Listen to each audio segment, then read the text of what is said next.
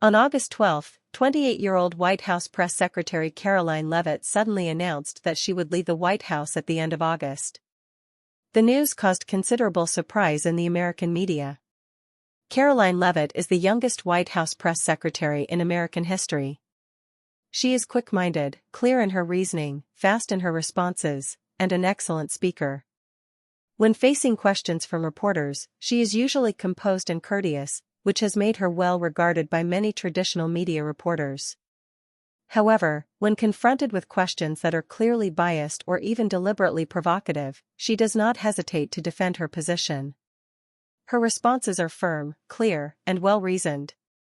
In a sense, she has served as an important bridge between the White House and the public, and she has also earned President Trump's admiration. Given her age, abilities, and political prospects, she appeared to be at a stage when her career was just beginning to gain momentum, with considerable opportunities ahead of her. For this reason, her decision to leave the White House is understandably a source of regret for many. Yet the reason Leavitt chose to leave is deeply admirable. She wants to cherish the precious time she has with her children and remain at home to care for her newborn daughter and her 2-year-old son. Although she loves her work at the White House and understands how rare such an opportunity is, she ultimately chose her children over her career. Her decision reflects a traditional value that places great importance on family and cherishes the parent-child relationship. For a young mother, the earliest years of a child's life happen only once. Once they are gone, they can never be lived again. According to research by UNICEF and other organizations, the first few years after birth are an important period for brain development and the development of learning abilities, a particularly valuable window of opportunity in early life. This means that young parents should pay special attention to their children's development during these early years, providing them with sufficient companionship, love, and proper guidance rather than leaving this responsibility entirely to schools, childcare institutions, or society. The opening lines of the ancient Chinese classic children's primer 3-character classic, Sanzi Jing, state: "At the beginning of human life, nature is inherently good. People are similar by nature, but habits make them different. If a child is not properly taught, his good nature may change. The way of teaching lies in wholehearted dedication." In modern language, this means that children are born with broadly similar natural dispositions. It is their environment and education that gradually cause their habits and character to diverge. Without proper education, their original goodness may also be adversely affected. Therefore, raising and educating children requires not only appropriate methods but also the long-term, focused, and patient involvement of parents. For a child who has just entered the world, the family is the first place in which he or she begins to understand life. Parents' voices, faces, embraces, affection, and everyday family life all become part of the child's earliest experiences. Human cognition is strongly influenced by early experiences, and many emotional memories and behavioral patterns formed during childhood can have a profound influence throughout a person's life. Even a small blanket that accompanies a baby during infancy can become an early source of emotional attachment. When a child first learns to walk, he or she may drag the familiar blanket everywhere. Even when traveling with the parents to an unfamiliar place, having that familiar blanket nearby can provide a sense of security and make it easier for the child to fall asleep. Such seemingly insignificant details illustrate the importance of early emotional attachment in childhood. The love that parents give their children is even more profound. A mother's and father's love is among the earliest forms of affection a child experiences and is one of the most important emotional foundations of a person's life. Through years of raising, protecting, and caring for their children, parents provide not only for their physical needs but also help them gradually develop an understanding of family affection, responsibility, and gratitude. From this perspective, filial piety is not simply a moral requirement that suddenly appears when a child becomes an adult. Its emotional foundation may begin to develop much earlier, through the child's experience of receiving love and care from his or her parents. A child who grows up in a stable and loving family environment is more likely to understand love, responsibility, gratitude, and the importance of supporting others. Therefore, filial piety can be understood not only as a traditional ethical value but also as an important emotional foundation for benevolence and kindness.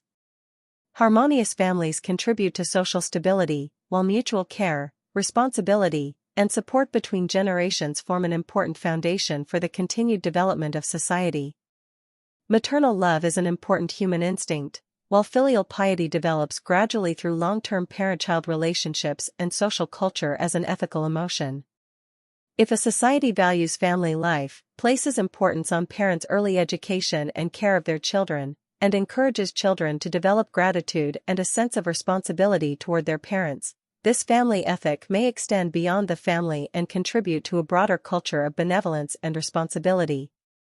Conversely, if family relationships continue to weaken, emotional bonds between parents and children become increasingly distant, and younger generations grow up without stable family education or a strong sense of intergenerational responsibility, the consequences may extend far beyond individual families and gradually affect the moral foundations and cultural continuity of society.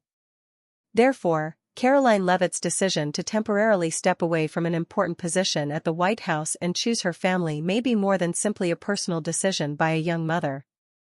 It also reminds us that, regardless of how modern society becomes, family companionship, parental love, and early childhood education remain irreplaceable during the earliest years of a child's life. If the family is the most fundamental cell of human civilization, then parental love is the emotional foundation upon which the family is built, while filial piety and gratitude may be important bonds through which family affection develops into a broader social ethic. Cherishing family, caring for children, respecting parents, and passing this love from one generation to the next may be one of the important reasons why human civilization has been able to endure for so long. Unlike wars in ancient times, which were often fought primarily to seize land, wealth, and population, many regional wars in the modern and contemporary world have taken on the tragic character of being harmful to others without benefiting oneself. War not only causes enormous loss of life and property, but also leaves lasting hatred and trauma on both sides of a conflict. In the end, there are often no true winners. Some wars have even occurred between nations and peoples with similar cultures or shared religious traditions, such as the Iran-Iraq War, 1980 to 1988, and the war between Russia and Ukraine. If we are to genuinely reduce war and achieve lasting peace, military power and political agreements alone are often not enough. We must also work to eliminate the hatred that has accumulated over generations between individuals, peoples, and nations. A person who knows how to cherish life, respect others, and live peacefully with those around him is more likely to understand the value of peace and less likely to regard war as a solution to conflict. From this perspective, filial piety is not merely a family ethic, it may also be an important emotional foundation for benevolence and kindness. A child who learns from an early age to honor his parents, respect his elders, and get along affectionately with his brothers and sisters learns gratitude, responsibility, respect, and consideration through everyday family life. As that child grows up, he or she is more likely to develop values that emphasize caring for others and cherishing human life.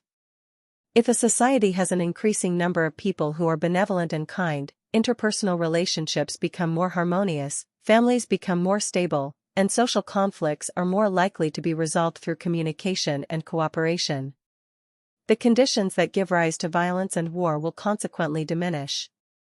Therefore, if modern humanity hopes to maintain social stability and reduce the likelihood of war, it should place greater value on and support the important role of mothers in family education, while giving parents more time to accompany and educate their children. From an early age, children should be taught filial piety, responsibility, compassion, and respect for life, so that they may grow into kind, rational people who value peace. Since entering civilized society, humanity has experienced several waves of industrial revolution and technological innovation. Our productive capacity and scientific and technological achievements have advanced to an unprecedented level.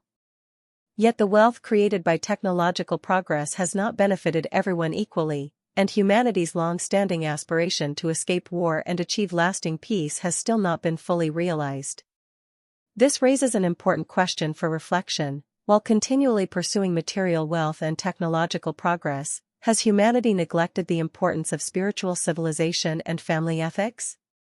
If society places excessive emphasis on individual careers, wealth, and material enjoyment, while family education, emotional bonds, and intergenerational responsibility are gradually pushed to the margins, the family and ethical foundations that have supported the long-term development of human civilization may also become weakened.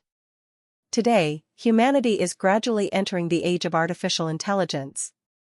The rapid development of AI technology may bring changes to human society that are difficult to fully predict. Human productive capacity may increase dramatically in the future. But if the development of spiritual civilization falls far behind technological progress, and the gap between material and spiritual civilization continues to widen, new sources of social instability may emerge. Therefore, in the age of AI, humanity must not only continue to promote technological innovation but also rediscover the importance of family and traditional ethical values. Encouraging people, while pursuing careers and material success, to devote more time and energy to their families, to value parents' companionship and early education of their children, and to build harmonious, warm, and responsible families is one important foundation for maintaining social stability. Only when families are stable and societies are harmonious can the enormous material wealth and technological achievements created in the AI era better serve the well-being of ordinary people and be shared more broadly by society. More importantly, only when humanity learns to cherish life, respect others, and value peace will advanced AI technologies be more likely to be used to improve human life rather than become instruments of war and destruction. Ultimately, technology can transform the way human beings produce and live, but it cannot replace the human task of establishing sound values.